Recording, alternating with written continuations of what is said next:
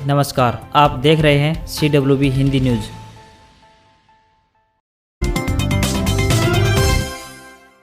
कपास के भाव में रिकॉर्ड बढ़ोतरी। जींद में 7,560 रुपये क्विंटल पहुंचे दाम। सीजन का अब तक का सबसे अधिक भाव। कपास के भाव में तेजी का दौर जारी है। सीजन की शुरुआत से भाव बीते साल से अधिक कपास के मिल रहे थे। बुधवार को कपास का सबसे अधिक भाव प्राइवेट बोली पर यानी 7,560 रुपये रहा। ये भाव सीजन का अब तक का सबसे अधिक भाव है। मार्केट कमेटी में दर्ज रिकॉर्ड के अनुसार बीते साल इन दिनों सबसे अधिक भाव 5,040 रुपये प्रति क्विंटल था। इस साल भाव बीते साल की अपेक्षा 25 रुपये प्रति क्विंटल के भाव कपास के अधिक मिल रहे हैं।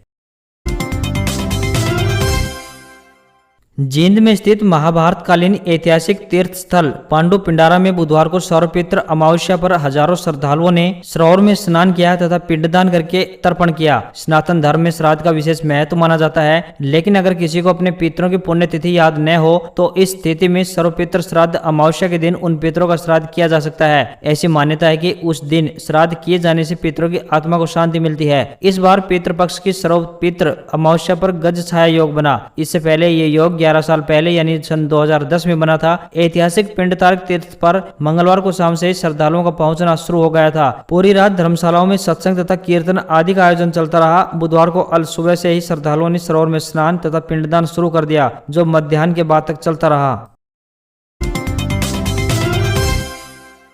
महेंद्रगढ़ जिला में निरंतर पशुओं का आंकड़ा घट रहा है। साल 2012 की बात करें तो 5 पशु जो कि गाय, भैंस, भेड़, बकरी व सुअर की कुल संख्या की बात करें तो 3,94,150 थी। 7 साल के सर्वे के बाद यह संख्या घटकर 3,08,636 हो गई, मतलब 85,514 पशु कम हो गए। पशुओं की निरंतर घट रही संख्या को रोकने और पशुपालन को बढ़ावा देने के लिए पशुपालन विभाग ने पशु बीमा की योजना शुरू की थी। 3 साल बाद यानी मार्च 2021 से अब पशु बीमा नहीं हो रहा है। जो बीमा 100 रुपए में किया जा रहा था, अब प्राइवेट स्तर पर 3,000 रुपए से अधिक राशि में पशुपालक करवाने को मजबूर हो रहे हैं। मार्च से अब तक पशुपालक इसी इंतजार में हैं कि पहले की भांति उनके पशुओं का बीमा प्रदेश सरकार करे, ताकि वह टेंशन फ्री होकर पशुपालन कर सके। पशुपालन एवं डेयरी विभाग के उप निदेशक डॉक्टर नसीब सिंह ने बताया कि मार्च 2021 के बाद पशु बीमा नहीं हो रहे हैं। प्रदेश लेवल पर बीमा कंपनी के नाम टेंडर अलॉट होने हैं। उम्मीद है कि जल्द ये टेंडर अलॉट हो जाएंगे। इसके बाद पशु बीमा आरंभ कर दी जाएगी।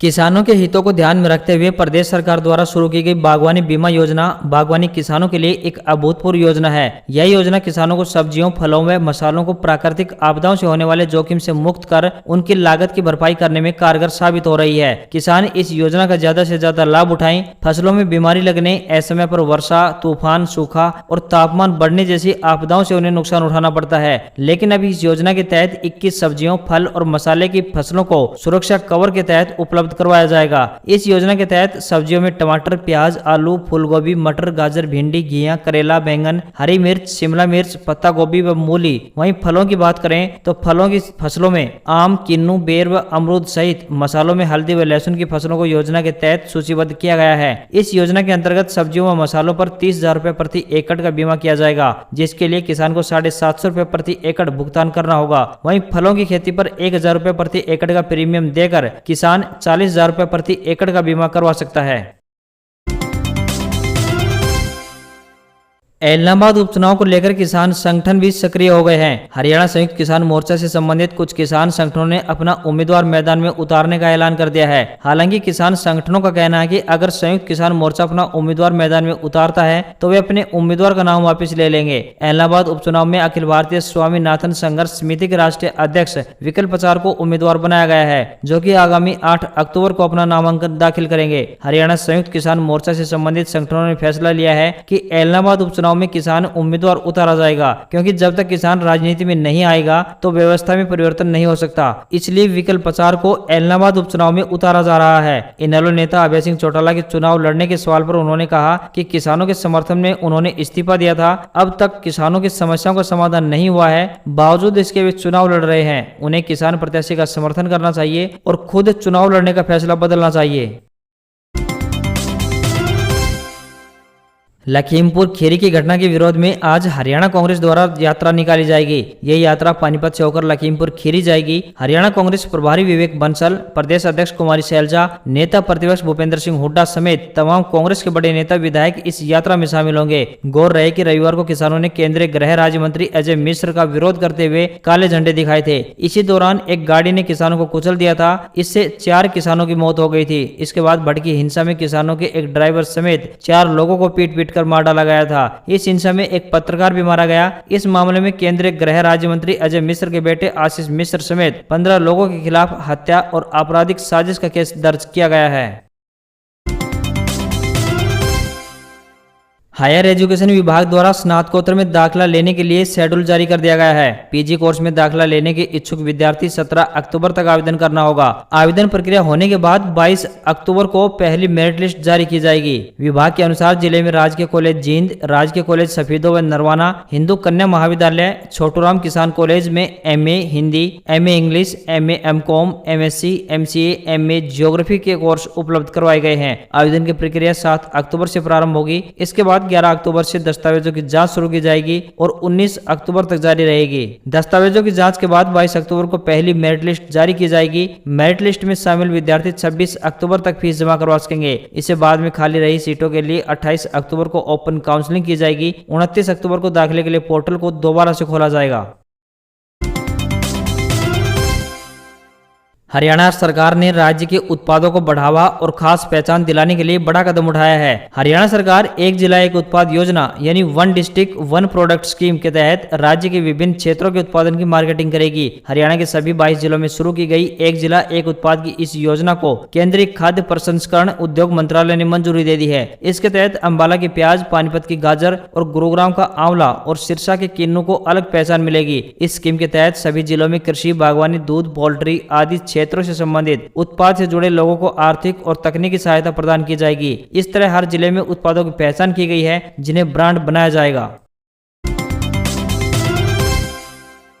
हरियाणा की राजनीति में अक्सर 3 लालों का जिक्र होता है, देवीलाल, बंशीलाल और भजनलाल। इन तीनों लालों ने अपने दमखम के बूते पर न केवल प्रदेश बल्कि राष्ट्रीय राजनीति में खूब नाम कमाया। पिछले 7 साल से हरियाणा की बागडोर संभाल रहे मनोहर लाल ने भी राजनीति के चौथे लाल के रूप में अपनी पहचान बनाई है। हरियाणा के इन चारों लालों का यूं तो पूरे देश में दबदबा रहा है, लेकिन उन्हें यह पहचान अपने अपने गढ़ से बाहर निकलकर राजनीति करने पर मिली है। देवीलाल की शुरुआत पहचान उनके सिरसा जिले से होती है। बंशीलाल का गढ़ भिवानी जिला माना जाता रहा है और भजनलाल का इलाका हिसार माना जाता है। मनोहर लाल यूं तो रोहतक जिले के रहने वाले हैं, लेकिन करनाल से 2 बार चुनाव लड़ चुके, तो दोनों जिलों के गढ़ में उनकी पूरी पैठ है। लालों की इस राजनीति के बीच पूर्व मुख्यमंत्री भूपेंद्र सिंह हुड्डा की पकड़ भी कम नहीं है। राजनीति के इन दिग्गजों का जिक्र यहाँ इसलिए करना पड़ रहा है क्योंकि सिरसा जिले की ऐलनाबाद विधानसभा सीट पर 30 अक्टूबर को उपचुनाव होने वाला है। अब ऐलनाबाद का रण सभी राजनीतिक दलों के सामने है। ऐलनाबाद में 47% जाट और 53% गैर जाट मतदाता है। ऐलनाबाद उपचुनाव में ताऊ देवीलाल के परिवार के साथ साथ ओम प्रकाश चौटाला, अभय सिंह चौटाला, भूपेंद्र सिंह हुड्डा, कुमारी शैलजा,